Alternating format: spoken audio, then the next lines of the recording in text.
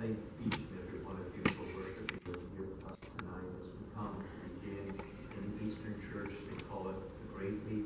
In our Western Church, we call it Holy Week, where 1 week is set aside to remember the last days of Jesus' life and why he lived and why he died out of love for the world and our salvation. I'd like to reflect with you for a few moments. I know the Passion is long. With the small phrase that began our Palm Sunday liturgy, the Master has need of it. The Master has need of it. All through the years, both as serving as auxiliary bishop of Pittsburgh, and then he had a hiatus of 3.5 years in Green Bay, Wisconsin, and then he's back as the 12th ordinary of the Diocese of Pittsburgh. I've always admired how Bishop David Allen Zubik, in a very personal way, writes a birthday greeting to every priest and deacon in the diocese.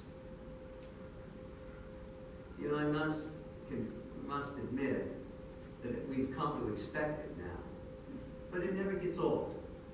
When you get a birthday greeting from your boss, in a very simple and sincere way, he says the same message. I'm grateful for your gift of life. I'm enriched by your dedicated service and commitment to serve the church as a priest or a deacon. And be assured of my prayers for your well-being and your happiness as you seek to do God's will in your daily life. Well, last month happened to be my birthday. And Bishop Zubik wrote in a handwritten way this comment at the close of his letter. God has made you for healthcare ministry. It is evident that you know that reality. You are doing a terrific job. I must say,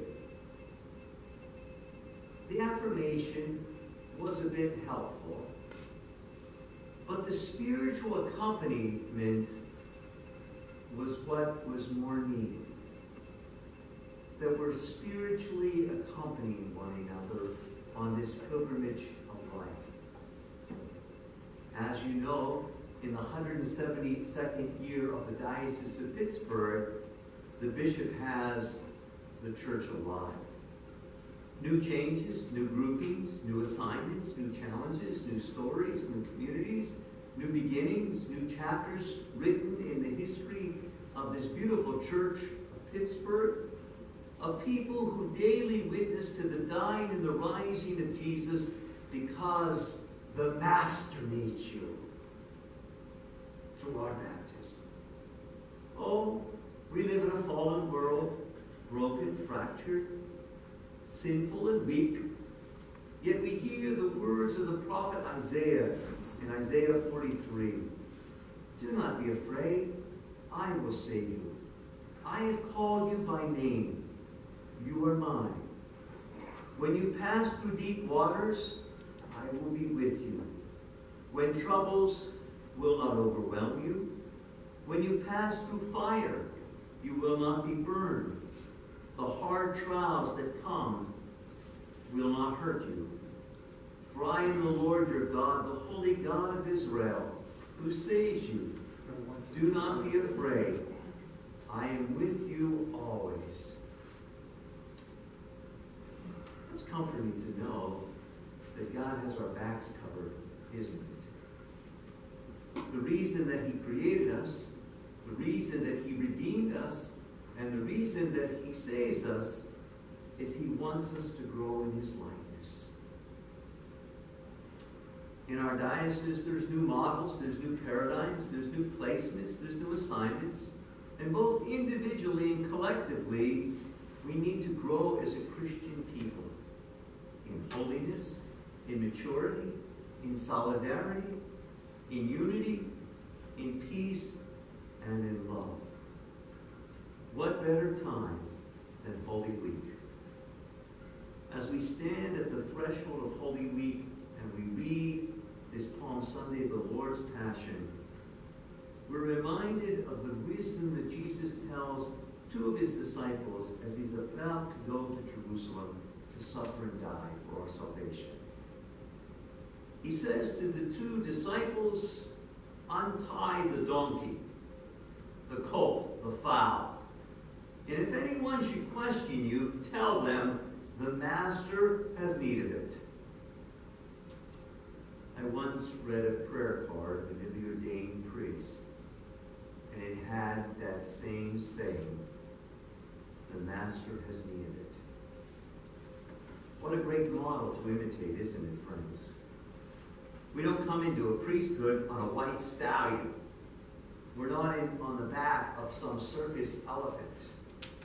We're not drawing attention to oneself that breeds narcissism, clericalism, elitism.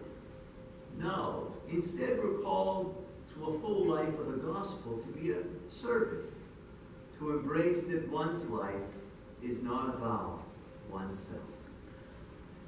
Rather, the Master has need of it, which means we must die to ourselves daily, to fully live, and to give our lives for others' sake. That's the Christian life. That's the Christian message. Our Christian life really is not about us, is it? God doesn't need any one of us. God doesn't need our praise. God doesn't need our good works. God doesn't need our talents or gifts. But the wonderful truth is that God allows each one of us to cooperate and participate, to be privileged instruments in his tender and merciful hands. And when we understand this reality, friends, life changes. It changes for us and it changes for others. The Master Jesus owns each one of us. We've been purchased at a great price by the sacrifice of the cross. We are not our own. Why? Because the Master has a need of each one of us. Each one of us has been endowed with gifts and talents, abilities and time to serve God's plan and God's purpose. And to even forgo our own agendas, our own preferences, our own interests, our own expectations, how life should unfold, and even our own ideals. The Master has need of you to teach and instruct our young, to defend and spread the faith, to be an advocate to the poor, the neglected, and the forgotten, to bring healing and comfort to the hurting, the suffering, the sick, and the dying, to forgive those who are injured, to preach hope to a world oftentimes drowning in chaos, confusion, and craziness, to help the lonely and the lost and the little ones of our society and lift them up, their dignity, their God-createdness, to serve the Lord humbly and quietly and even joyfully. I confess, as I came back to Mercy a year ago, for my second tour of duty as chaplain, this was not my first selection. It wasn't necessarily my primary interest. It wasn't what I had asked for. But I trust in the Holy Spirit that by yielding and surrendering and submitting my will to God's plan, the Lord at his bidding can untie me from my illusions, my trappings, titles, so that I can truly be free. Daily as a hospital chaplain, I walk and minister to God's people. Their faith and lives inspire me. Their living of the death and the resurrection of Jesus excites me. And their vulnerabilities of the human condition remind me that the only way to the kingdom is through the cross. For without Good Friday, there is no Easter Sunday. No matter what the crowds of humanity humanity says, Jesus is the way, Jesus is the truth, and Jesus is the life. The Master needs each one.